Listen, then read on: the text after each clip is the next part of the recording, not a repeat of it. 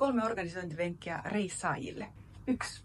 Jos sulla on koruja, mikä tahansa naru, langanpätkä, köysi, on hyvä tapa ripustaa korut. Ja sitten ne on helposti esille, niin siitä on helppo ottaa. Stop. 2. Pakkauskuutiot. Sen lisäksi ne on mahtavia pakkaamiseen, ne on myös ihania organisointiin.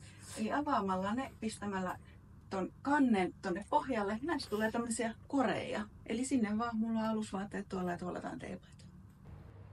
3. Organisoitu pikkukosmetiikka. Mulla on matkalla mukana ainakin tämmöisiä pikkupurkkeja. Osassa on asia, mitä niissä kuuluukin olla, osassa jotain muuta, mutta jos niissä on muuta, Dymotus on tosi hyvä vinkki, niin saa löytää asiat, mitä tarvitsee. Mutta sen sijaan pitää roudata näinkään isoja purnukoita, niin mahtuu paljon enemmän jopa käsimatkatavarareissaajille.